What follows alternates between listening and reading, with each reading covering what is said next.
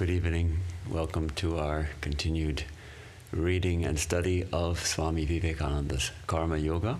We'll begin with a chant. Om Sahana Vavatu Sahanau Bhunaktu Sahaviryam Karavavahai Tejasvinavadhitam astu ma vidvishavahai. Om Shanti Shanti Shanti. May we be protected together. May we be nourished together. May we acquire strength together. May our learning shine forth in our lives. May we not find fault with one another. Om, peace, peace, peace. So we are on the 9th day of the Navaratri of the spring. And today is celebrated Ram Navami, Sri Rama's birthday. So that's why Rama's picture has come up a little bit unexpectedly, perhaps, if we didn't know. So today is Ramachandra's birthday. Millions of people revere Rama as an avatar, as an incarnation of God. And I thought it just is nice to recall that when Swami Vivekananda was a small boy, he was devoted to Rama. And he got a little statue of Sita Ram together, Sita and Rama and his wife Sita, and he made a little worship room in his house. I think it was a little attic room, and had that little statue of Sita and Rama. And sometimes he and his friends would go up there and play at meditation and worship, or rather, for the others it may have been play, and for him it was actually meditation, because once he went into, he actually entered a deep meditation, and a snake entered the room, and the other boys fled. But Swamiji was, the young Naren was plunged into meditation. He didn't know about the snake or anything. Then an interesting thing happened. He heard someone abusing marriage, describing the terrible bondage of marriage and how difficult it is and how troublesome and all that. And somehow that awakened, no doubt, those inner tendencies towards monasticism. And then he thought, but Rama is married. What kind of God gets married? If marriage is so bad, then how can God get married? So he became kind of brokenhearted, and he got rid of that Sita Ram. This was, he was young. I don't know how, the biography doesn't say how young exactly, but I imagine he may have been 10 or 12 or 14, so anyhow, young. So then he switched to Shiva, and he got a little statue of Shiva, the renunciate, and worshipped that one. But this is interesting. When Narendra was at Kashipur, at the Kashipur garden house, where Sri Ramakrishna was in his final illness, Sri Ramakrishna initiated him, gave him a Rama mantra, and told him, this is the mantra that I received from my teacher, perhaps from, Sri Ramakrishna had many teachers, perhaps from Jatadhari, the sadhu with the matted locks, who was a worshipper of the boy Rama. And Narendra, when he got that mantra of Rama, he went into ecstasy, and he went walking around chanting aloud the name of Rama all day. And it was a kind of, everyone was kind of amazed to see Narendranath in that mood of ecstasy and special excitement about the name of Rama. Then the next day he was back to his usual self. But the Swami Vivekananda has a connection to Sri Ram. And that mantra, we don't know what the mantra was, but of course the most well-known mantra of Ram is Om Shri Ram Jai Ram Jai Jai Ram. And that is what we can chant today for Rama. Now we are going to shift our attention to Karma Yoga. And we're in the, as you may recall, we're in the advanced classes now that Swami Vivekananda delivered in New York in 1896, January. And the date is Friday, January 3rd. We are at 228 West 39th Street in one of the brownstones upstairs, the second story. And the room is full of people who are listening to him. It's the morning. The morning was the advanced class, and the evening was the beginner's class. So this is Friday, January 3rd. The temperature was, in the morning, it was below freezing. It was 24 degrees at night and up to 45 in the daytime, but it was probably still freezing. And the steam pipes were clanking in the building to keep them warm. And the people are packed in the room, sitting on chairs, sitting on the floor, 100 or 150 people listening to Swamiji. And this is no doubt an advanced class. So we shall see what he says. And we're in the middle of it. Perhaps let me remind you, most of you were here last time. We had, he started out with the science of vibrations. Do you remember how different minds actually resonate at like two strings of two different musical instruments tuned to exactly the same pitch? If you pluck one, the other one will also sound. So likewise, minds also affect other minds, particularly if they're in a similar state of vibration.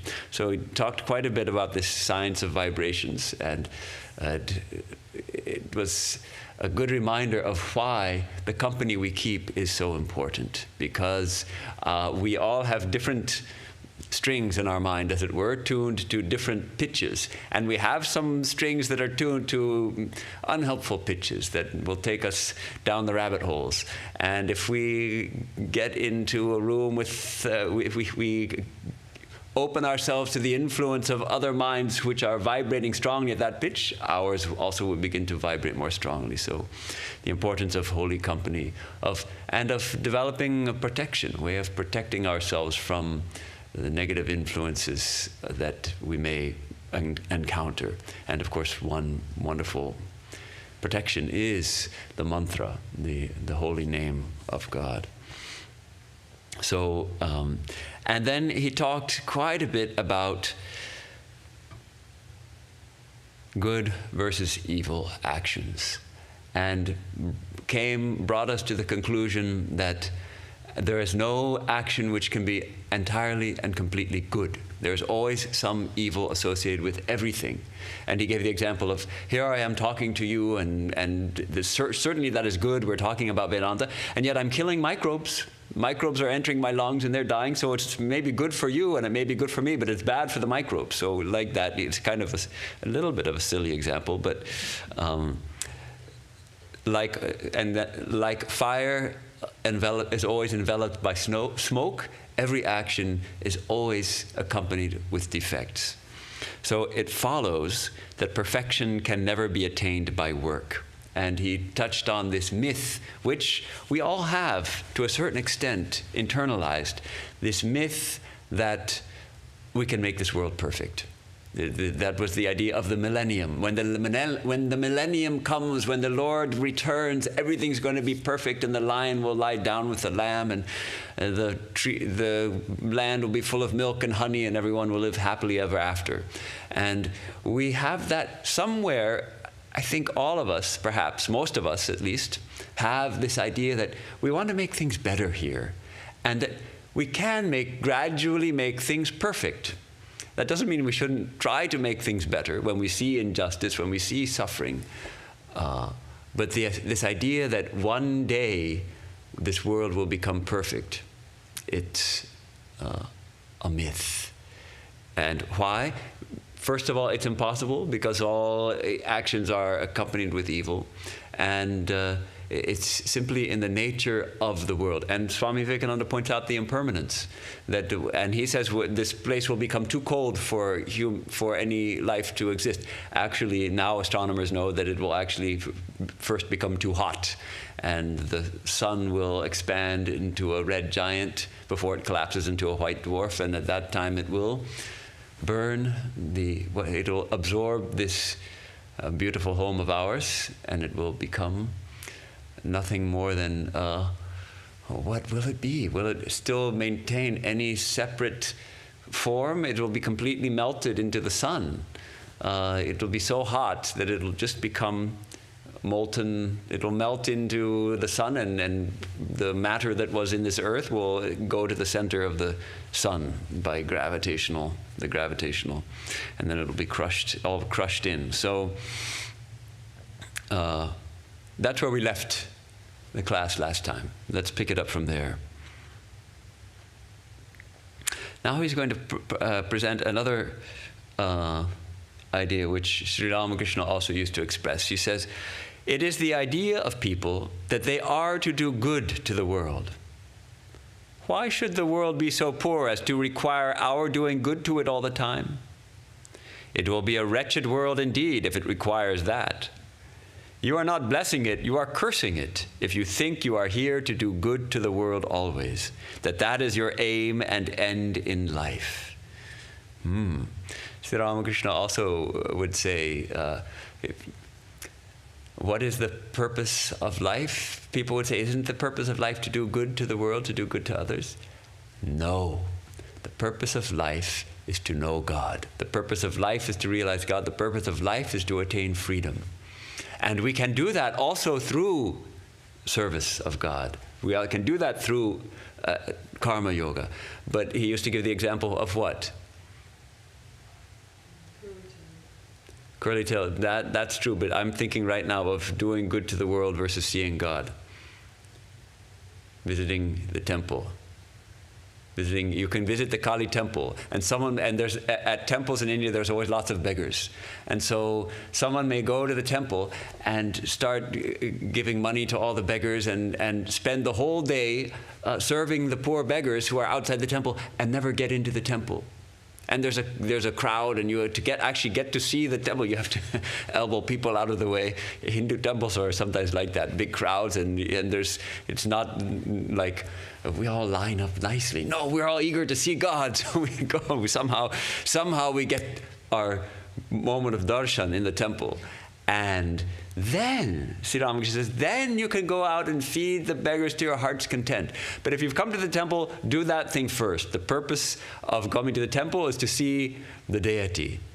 The purpose of coming to this life is to realize God. After that, you can serve to your heart's content. What he say to he used to often say, Shambhu Malik said to me, it is my desire that I spend all my money in the service of God, building hospitals and dispensaries and all that. And Sri Ramakrishna said, really? But what? If you see God, what will you say? Will you say, oh God, build me some hospitals and dispensaries? No. If you actually come face to face with the divine, you will ask God, please grant me that I may not forget you ever, that I may have pure love for you alone and be ever joined in union with you. So this this is right in line with Sri Ramakrishna's teaching.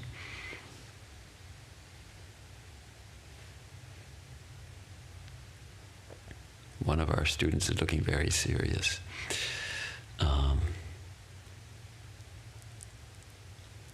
So Swami Vivekananda continues, through all these considerations, we see that this idea of karma, of doing good to the world, is not for others, but that its main effect is on ourselves, and in a secondary way on others to whom we do good.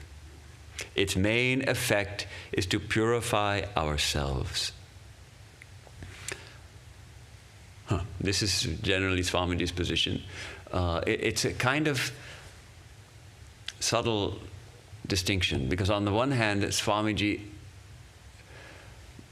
lambasted his countrymen and scolded them that they're all busy in the temples while spending millions of rupees on the worship, temple worship, while millions of the poor of India are starving. So this he considered hypocrisy, to say that God is only in the temple. God is in every being, and these people are suffering. So worship God there, feed the hungry. And yet, the purpose of karma yoga, and remember, if any of us were there at the first class of the first class for beginners, the purpose of karma yoga is what? To purify. Well, the karma yoga purifies us, but the purpose of karma yoga and every yoga is freedom. The aim of yoga is to attain freedom, to attain moksha, to attain liberation in life, to realize God, to attain union with the divine. That's the purpose of yoga. And I think maybe he needs to emphasize this a little more in the West, because there's this strong tradition and it's a beautiful tradition of service in Christianity.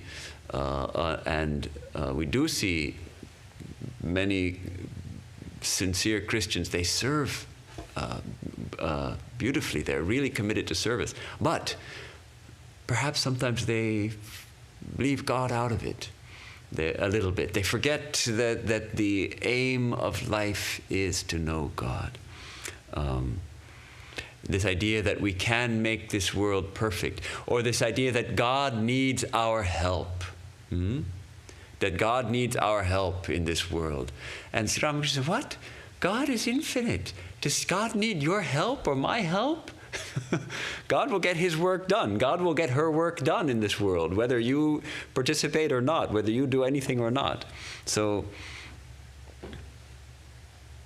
all right. By this now he comes to this point, which is kind of the crux of this class.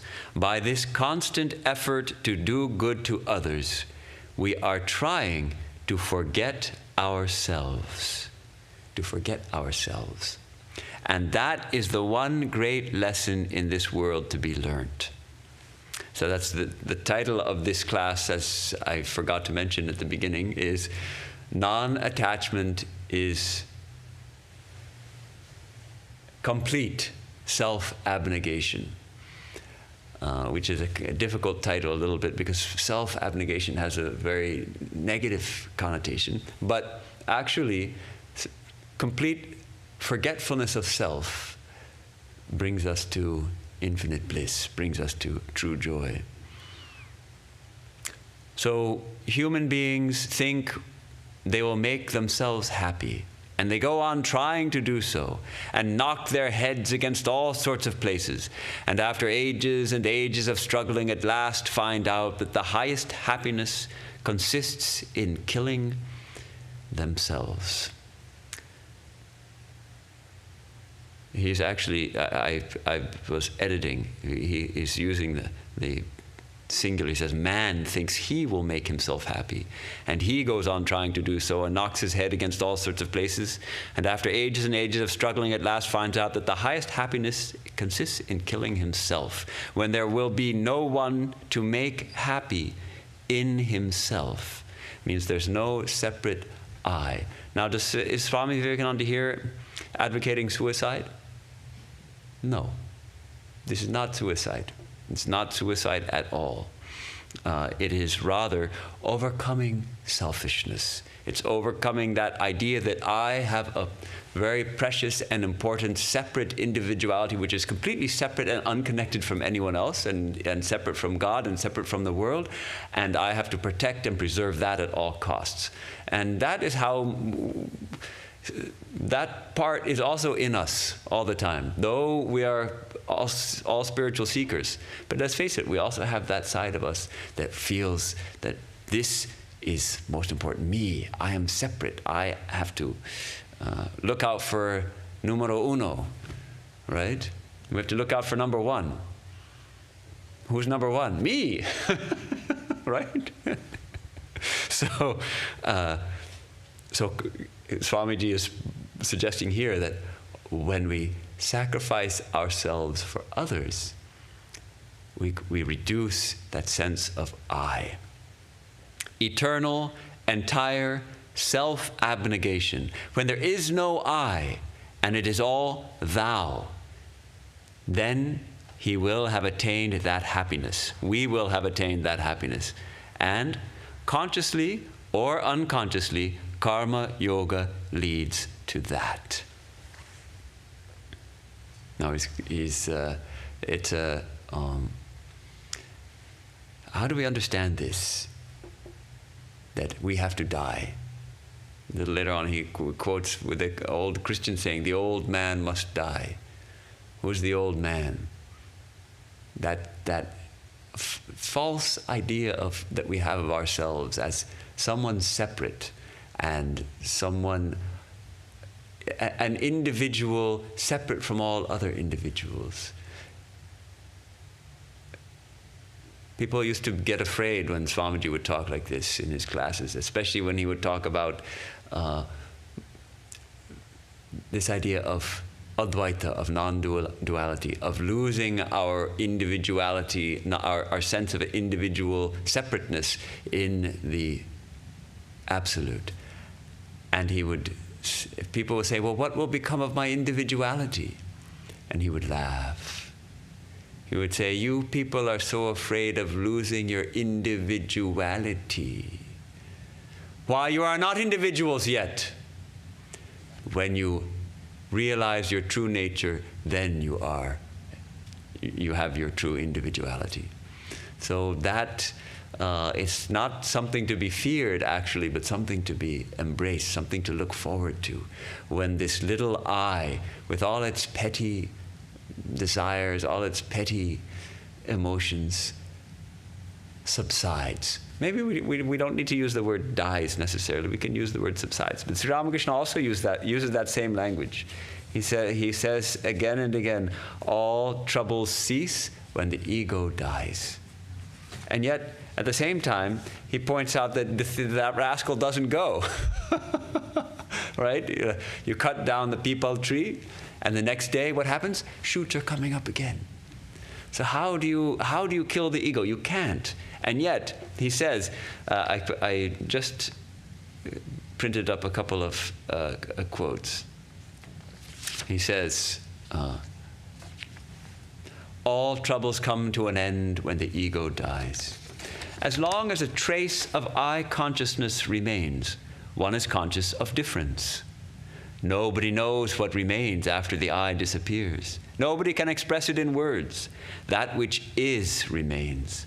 After the I disappears, one cannot say that a part manifests through this person and the rest through another. Satchidananda is the ocean. The pot of I is immersed in it. As long as the pot exists, the water seems to be divided into two parts, one part inside the pot and the other part outside the pot. But when the pot is broken, there is only one stretch of water. One cannot even say that. Who would say it? Who would say that? So here we have this idea of this separate self when this ego dies. And yet Sri Ramakrishna also tells us it doesn't die.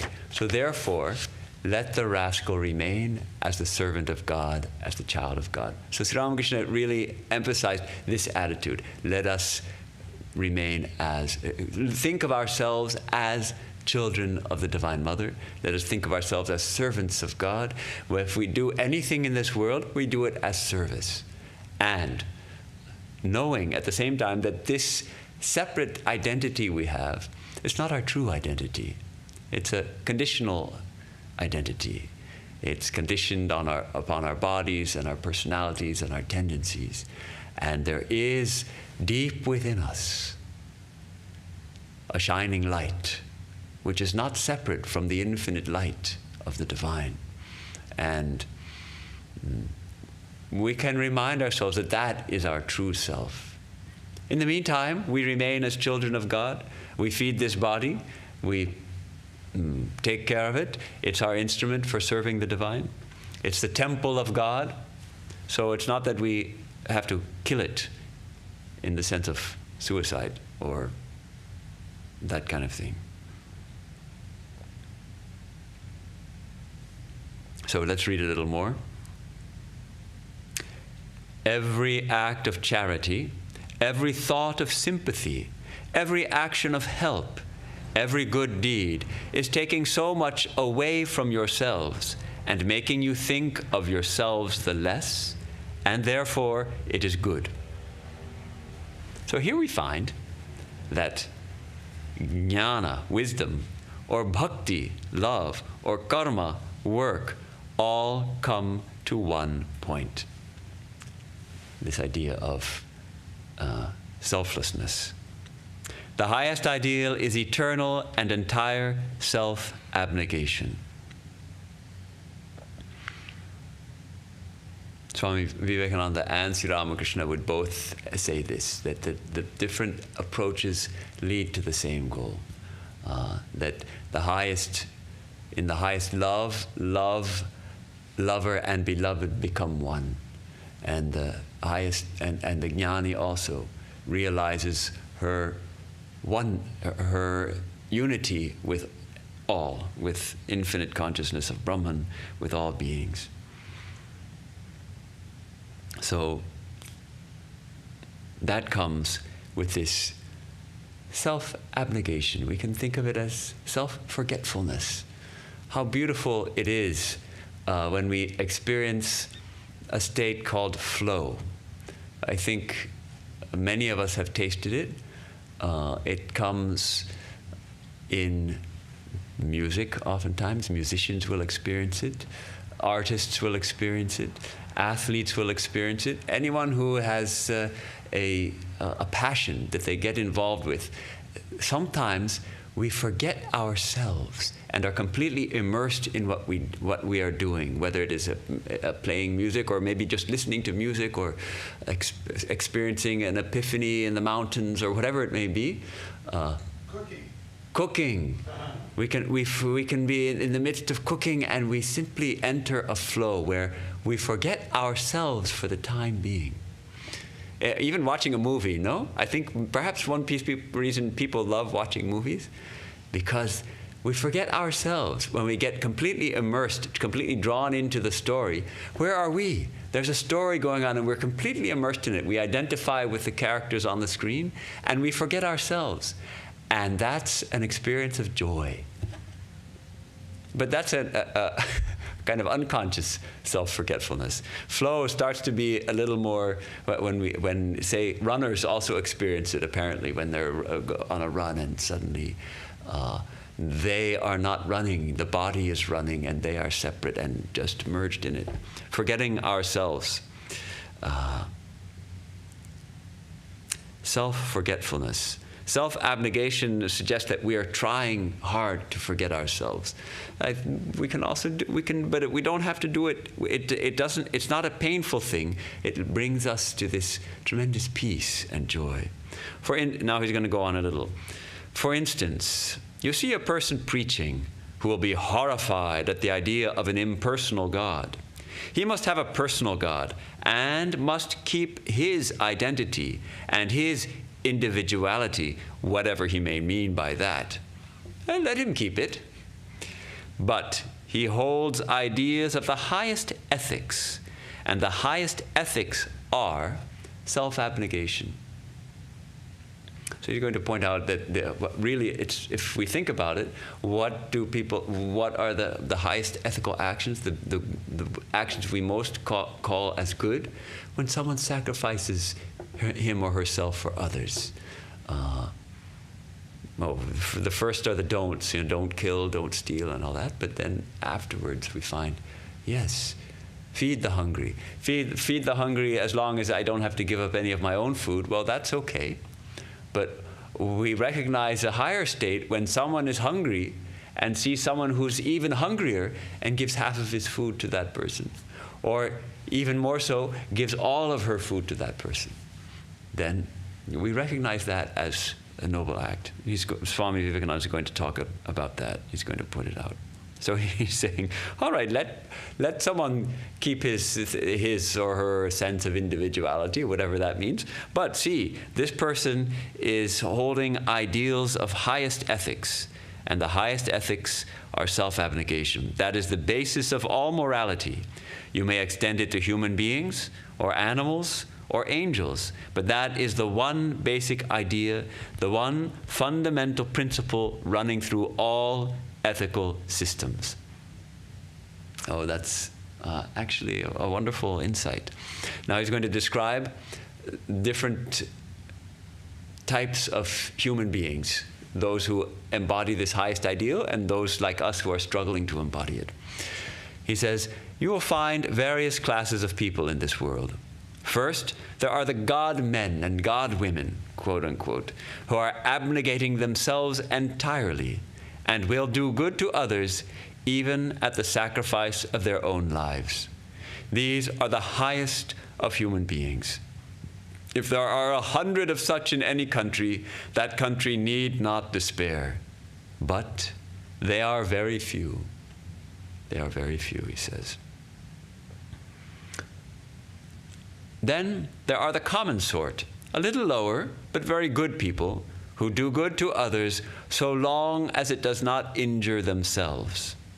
Then there is a third class, the diabolical people, who, to do good to themselves, would injure others. Okay, we see these three types. Very rare that we see someone of the first class who lives only for others, who complete self-sacrifice, dedicates his or her life entirely for others. We call such people saints when we see them.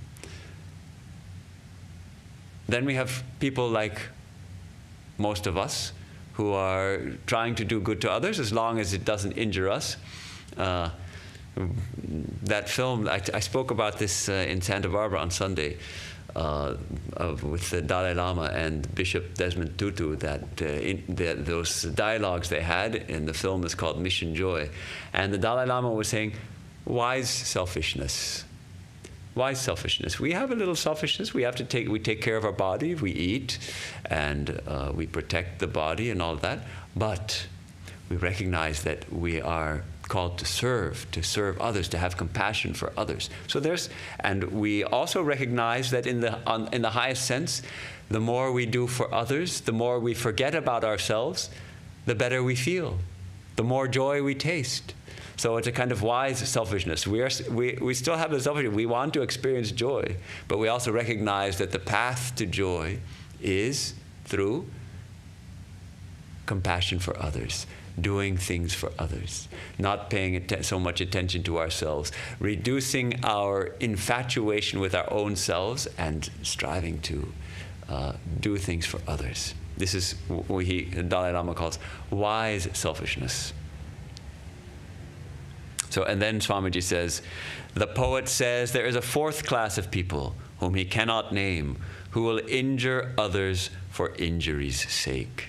That is really tragic. And the poet he's naming is Bhartrihari, the famous king who became a monk, and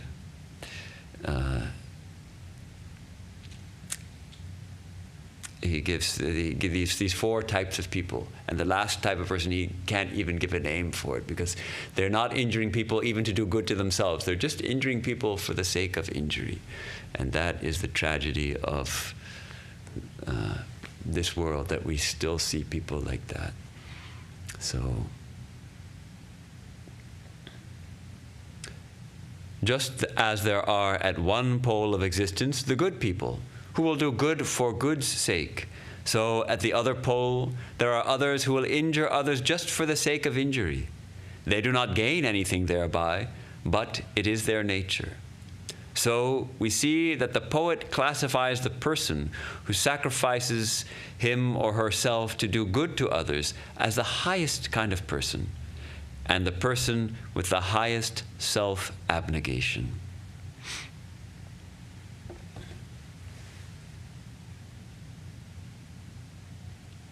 Now he's going to introduce two Sanskrit terms, Pravritti and Nivritti. And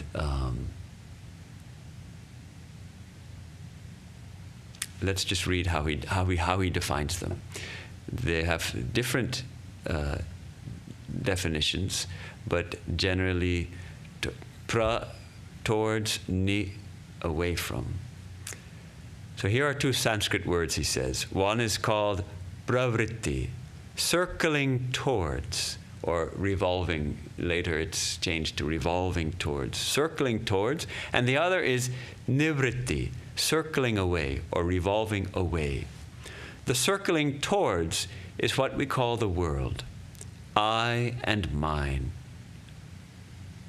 who are always enriching that me by wealth and monies and power and name and fame, grasping, always wanting to accumulate everything in the world towards one center, and that center is myself. That is the pravritti, the natural tendency of every human being, taking everything from everywhere and heaping it on one center, and the basis, the backbone of that center is his own sweet self. So lowercase s. Typically, pravritti is said to be, still it is to be done according to dharma. We are to, if we have that nature of pravritti, we act in the world, we work in the world for perhaps, yes, for our own self, and yet according to dharma, the traditional 4 fruits of life, what are they?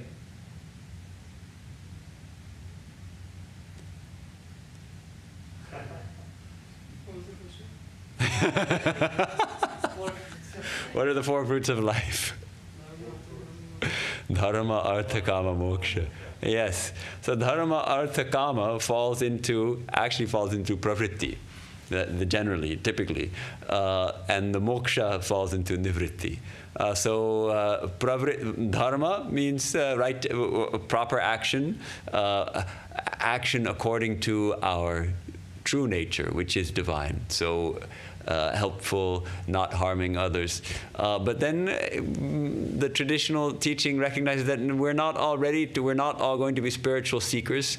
Yes, we have to act according to dharma for our own well-being and for the well-being of the world, but we have legitimate desires for wealth, artha, and for pleasure, kama.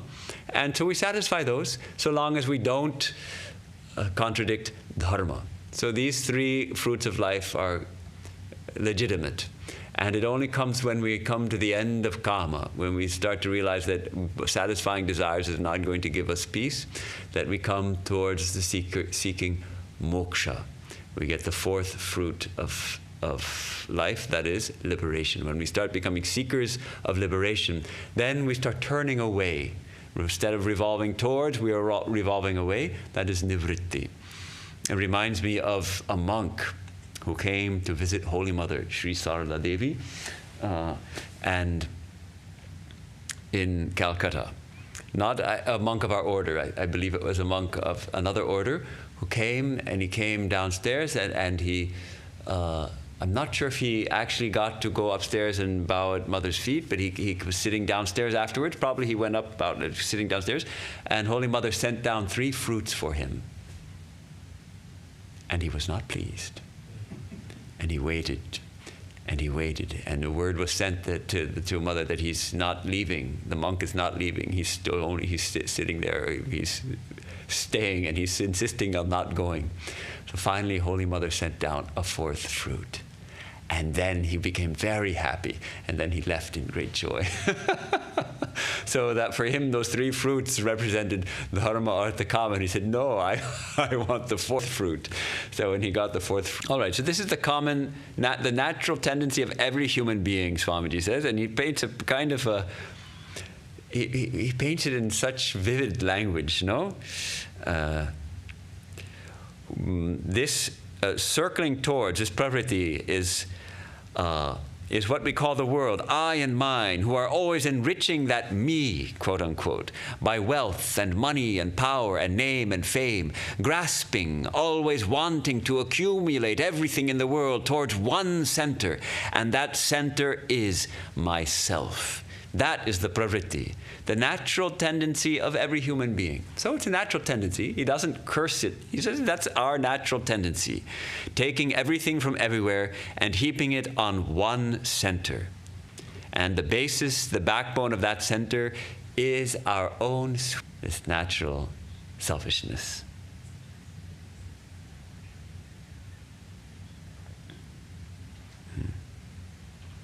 When this begins to break, when this tendency begins to break, it is nivritti. the departure from this dragging everything towards one's own self. Then begins morality again. We're dragging everything. And when we start, he's defining pravritti as selfishness, as serving towards, and that towards little limit morality. And we see this in the, the wasn't there a TV show, Lives of the Rich and Famous or something? What was the name of that show? I never watched it, so I don't know, but I remember hearing about it. You'll get to see how the really wealthy people live with their yachts, their $100 million yachts and their fancy mansions, and the crazy kinds of things they do with their money that we don't even realize.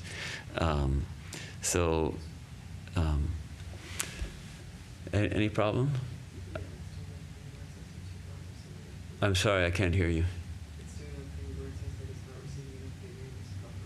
Oh, well, so our class is not working very well. You might just, it is what it is.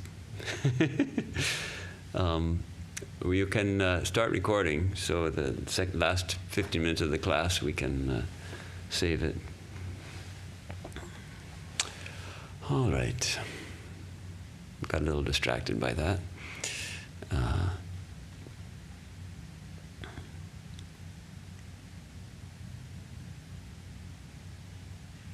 All right. So our natural tendency is to want to just collect, drag things towards ourselves. And Swamiji says, when Nivritti comes, we start to make a conscious effort not to do that. We must start making a conscious effort to reduce our self-infatuation. Swamiji says, this Nivritti is the fundamental basis of all morality and all religion. And the very perfection of it is entire abnegation of self, ready to sacrifice mind, body, and everything for another being.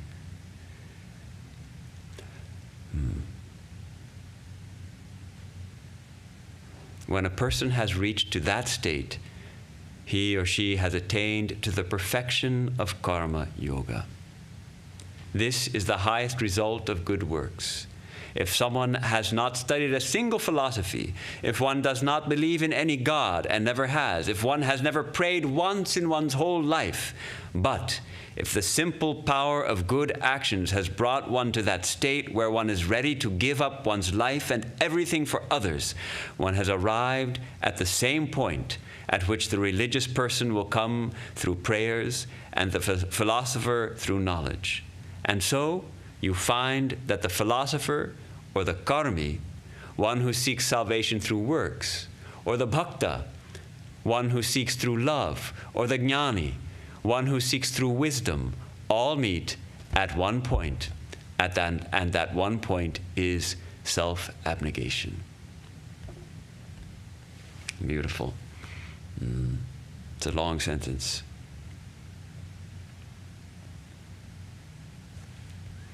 I think it'll be helpful when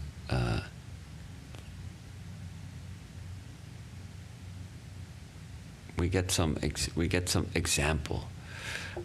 Later on, he's going to give the example of Shukadeva, who had that perfect self-abnegation.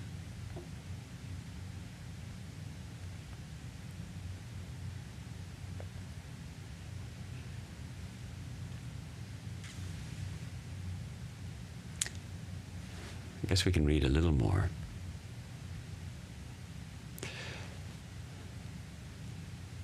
Whatever be the different systems of philosophy, however they may differ in opinion, all humankind stands in reverence and awe before the person ready to sacrifice himself or herself for others.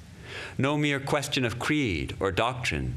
Even people who are very much opposed to you in everything else, when they see any one of these self-sacrificing acts, they must revere it. We recognize holiness, and that is the great, one of the wonderful things about interfaith interaction, when we start to know people with other religious traditions, and we find holiness in other traditions as well. Swami Vivekananda pointed this out at the Parliament of Religions. He said that we've come to find that no nation, no creed has an exclusive hold over holiness, that all spiritual traditions, all religious traditions have produced people of great holiness. And even perhaps people who don't come from any spiritual tradition, if they dedicate their life to service like this and attain true self-abnegation, they also attain to holiness. And so they recognize that. So now he's going to, and of course in those days there were a lot of bigoted Christians, so he's going to say, do you not see the most bigoted Christian, when he reads Sir Edwin Arnold's Light of Asia, stand in reverence of Buddha, who preached no God, preached nothing but self-sacrifice, and how the most bigoted Christian, with his heavy creed, pays reverence to him. The only thing is that the bigot does not know that his aim and end in life is exactly the same. The worshipper, by keeping constant the idea of God and a surrounding of good, comes to the same point at last, thy will be done, and keeps nothing for himself or herself. That is self-abnegation. So here he's showing Buddha. Swami Vivekananda used to love Buddha. Though he would say, I don't agree with all of his philosophy, but with his character, his complete, perfect unselfishness, his perfect self-abnegation, as he's putting it in this class. So he points out that the devotee, the worshipper, the following the path of love, also comes to this attitude of thy will be done, O Lord, not I, but thou. Sri Ramakrishna used to teach again this naham, naham, tuhu, tuhu.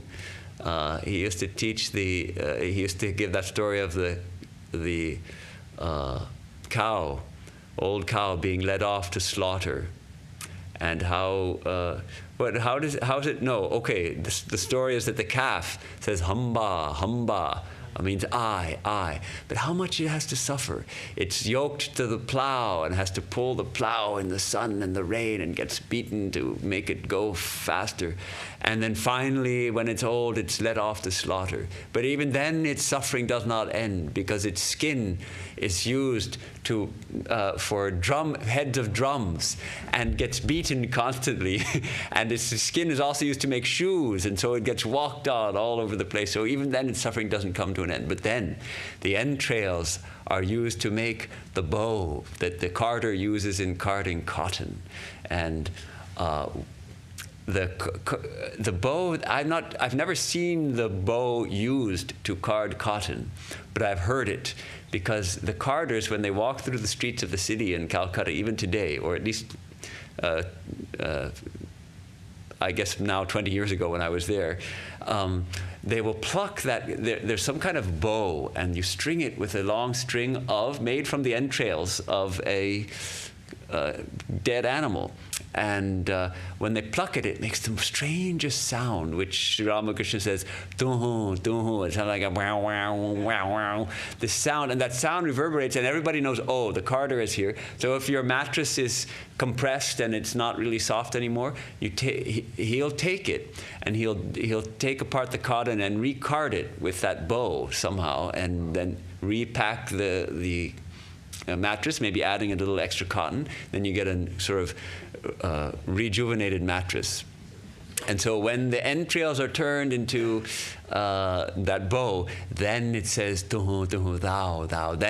Only then does its suffering come to an end, when it no longer says, I, but thou, thou, thou alone. So the closest instrument I can imagine is like harp, It's not like a jaw harp, those little jaw harps that are down, down, down, down. That it sounds a little like that. You've also heard it, Kenny. You've heard that, yeah. Oh, the bow? No, I've never heard. Oh, you never heard it? Harps, yeah. Yeah. So so anyhow, that's the Sri Ramakrishna story, and that's like a mantra, that Sri Ramakrishna used to teach. Naham, naham, tuhu, tuhu, not I, but thou, thou. It's a beautiful mantra. Not I, not I. When I suffer. When I say I suffer. Is when I say thou, that my suffering comes to an end. And now he's going to say, okay, so the bhakta and then the philosopher, the jnani. The philosopher, with all his or her knowledge, sees that the seeming self is a delusion and easily gives it up. Yet, it is that self-abnegation. So the philosopher means the jnani, who's obviously an advanced jnani, can see that this seeming self is a delusion and gives it up. We're not, that is it's a high bar to be ready for that, to see that, oh, the seeming self is a delusion, and just give it up, no problem. So that's why Sri Ramakrishna says, let the rascal remain as a servant of God. He uses that rather colorful term, shala, which we don't utter in polite company in Bengal. That term is considered quite a rude term, but Sri Ramakrishna used to use it frequently in certain, to describe this ego, which is, it's a rascal. It causes so much trouble. It's a rascal. All right, let it remain, but ripen it. Let it remain as a servant of God. That ripe, he would say that ripe ego, like the mango, which when unripe is very hard and very sour, and but when it becomes ripe, it's still a mango. It's the same fruit, but it becomes soft and juicy and sweet and delicious and wonderful. So likewise, we have to ripen our eye. Sri Ramakrishna would tell Keshav, I'm not asking you to give up the ripe eye, I'm only asking you to give up the unripe eye that says, I am such an important person, I have so much money, I have this beautiful car, and it's my car, and don't you dare touch it, and give up that eye. Rather, keep the eye that says, I am a devotee of God, I am a servant of God, I am a child of the Divine Mother. This eye is the eye that we keep.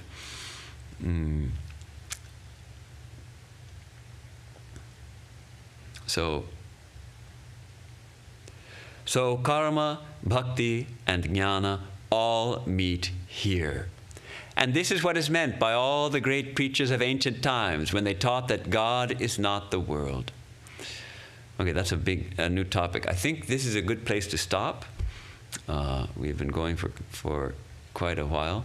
Any comments or questions? Sorry about the Pravritti and Nivritti that you mentioned. One is Pravritti is saying going. But is it working? Yeah, No, for online? I don't know. We're still sort of online. So Pravritti and Nivritti, going inward and to your selfish needs.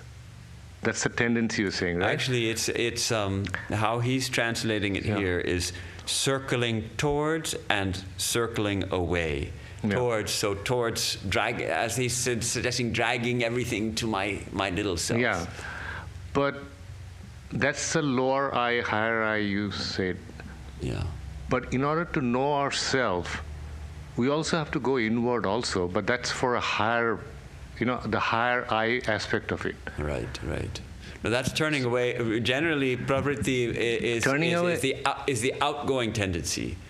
Like Kathopanishad, Yama tells Nachiketa that our senses have been created with a defect, as it were, and that they're all pointing outwards, where our whole minds are going outwards. Everything is going out.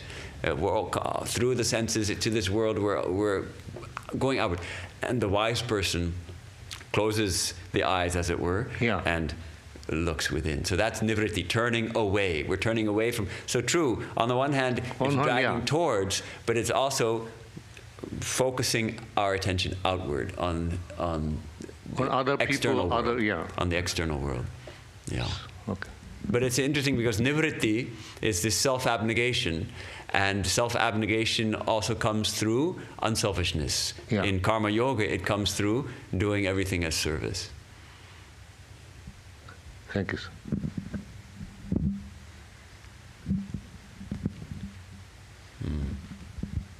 Do we have anyone with us online, or was it too much of a disaster? No, there's 24 still there. Okay. Are there any questions? There was one. see if I can find it. It was quite a while ago. A person said, what are the number of practical protections against bad vibrations? Oh, that was it right at the beginning. We talked about what will protect us against bad vibrations. Yeah, right. Well, the beautiful, the best protection is the mantra. If we have been initiated, that mantra is very powerful. Or if we haven't been initiated, even the mantra, because that sets up a strong vibration in our own minds. And Sri Ramakrishna used to say, no, that the sapling, when you plant a tree as a sapling, you have to protect it. You put a hedge around it, you put a fence around it, something, because otherwise, and especially in India, the cows and the goats will come and eat it. So it'll just be destroyed. So you have to protect it until it grows into a tree. Once it's a full-grown tree, you can tie an elephant to it and it won't be harmed. So sometimes, you know, it reminds me when we first take up spiritual life, and this happened to me also. People would argue with me, well, why should you go to a monastery? Why should you withdraw from people? All these bad people, they need you. You should bring them spirituality. So, you know, the worldly-minded people, why? You shouldn't separate yourself from worldly people. They need your spiritual vibrations. Well, that's all well and good, and it's a good idea. But we don't yet first we have to develop those spiritual vibrations. First we have to develop that strength. Someone like Swami Vivekananda or Sri Ramakrishna have the power to change a person's mind just by their presence. We don't perhaps have that power yet. We are not that strong yet. So at the beginning, we protect ourselves. Then we develop that strength. The stronger we become, the more easy it is for us the less likely we are to be affected by the negative vibrations of others. But at the same time, Sri Ramakrishna didn't like the company of worldly-minded people, people who are not interested. Some people are just not ready, you know? The people would come to Dakshineshwar, were eager to see Sri Ramakrishna and sit in his room, and they'd be drinking in his words. And they'd be with a friend. And the friend would, every few minutes, they would say, hey, let's go, let's go. And they'd say, okay. Sri Ramakrishna himself would observe this, so he's telling it to the devotees, and they're all laughing. They would say, hey, let's go, let's go. But just a few minutes more. And then so 5 minutes, and then, okay, you ready to go? Let's go, let's go. Hey, we just got here. Just wait a bit, wait a bit. And then finally they would say, okay, well, I'm going to go wait in the boat. So they'd leave Sri Ramakrishna's presence and go sit in the boat outside, waiting for their friends to come out of Sri Ramakrishna's room. It was torture for them to be in the room. He's talking constantly of God. The devotees, they feel they're uplifted. They get this intense joy being in Sri Ramakrishna's presence because their minds are tuned to that vibration, to a certain extent at least. They catch that vibration and they're lifted up. But their friends, they're not yet ready. They don't have enough of those spiritual vibrations, so they'd rather wait in the boat than sit in Sri Ramakrishna's room at the feet of a spiritual powerhouse like Ramakrishna. There's a wonderful story. One of our brother monks, who will remain unnamed, but who had this experience on meeting a great saint, woman saint. And he was, this was before he joined the monastery, and he was a skeptic. But his friend was going to see someone who was considered a saint, and so he asked him, hey, do you want to go? And so he said, well, okay, well, I'll go. As it kind of, as just to see, like an anthropologist or something, seeing what's happening. And he entered the room, and this woman was sitting in a chair, and someone was worshiping her flowers, and he was with a rather detailed, like, this is rather interesting. And then she looked at him right in the eyes. And he completely weeping, and he couldn't stop weeping. And his life was transformed, and he became a monk. I mean, that's the long story made short, but his life was transformed in a flash by a great saint like that. So these things are possible. This is vibrations, the holy vibration. I know you said that you were going to eventually, but like, for like I kind of wonder what like to me the self-abnegation, if I'm trying to look for something in my head, like I feel like I always kind of like think of something like heroic almost, and I don't know if it's like necessarily, like just that, of like, okay, like somebody's about to get shot and like it just jumps like right in front, like I don't know if it's necessarily like, something like that, or I don't know, like I kind of like don't know how to necessarily like grasp it fully, like the concept, like if I think, okay, like about Sri Ramakrishna, and if I say, okay, like self-abnegation in his life, like how do I think of, like, I don't know if I'm making myself clear. I'm just, it's kind of like mixed up in my head. Yeah. Is painting a very high ideal of the utter self-forgetfulness, that one's life is completely dedicated to others. True. So that seems like, well, how do we do that? Laying our life down for others. Small ways. Maybe, I like the idea of doing little things for people. Someone asked, maybe there's a dirty homeless guy sitting on the street, and I know it may not be appropriate in all cases, or in your case, for women, maybe it's safer to interact with women homeless people. But I see at least him. But he asked. He said he was hungry. I said, well, I don't have any food. I can give you a little money. So I gave him a couple $. I could have. Most people don't look. That don't. I don't want to interact with them. They're just sitting. Can we look? Or in the grocery store, being maybe helping someone. Maybe someone is dropped something and we pick it up for them. They can pick it up themselves, or we can do it.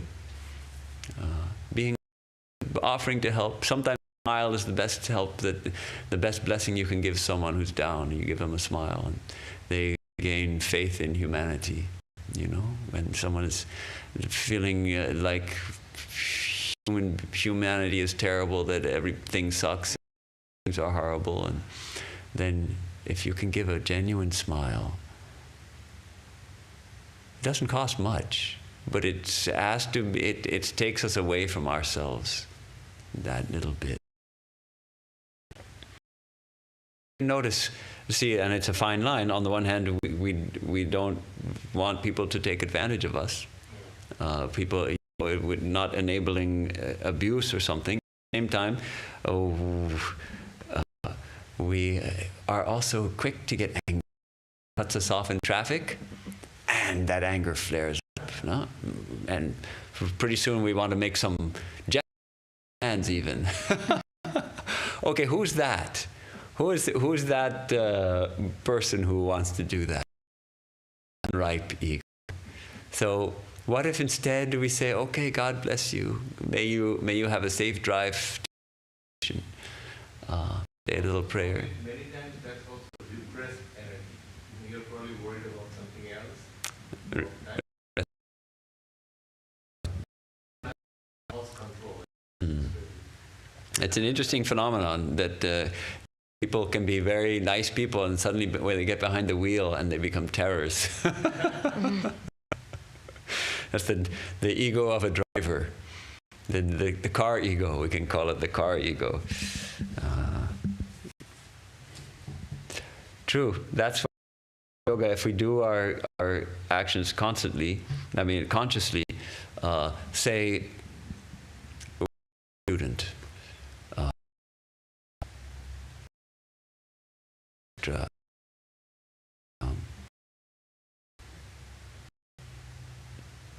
you know, small things like that.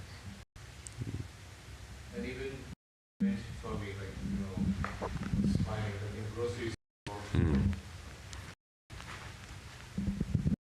Grocery store or so what, somewhere, and you're smiling.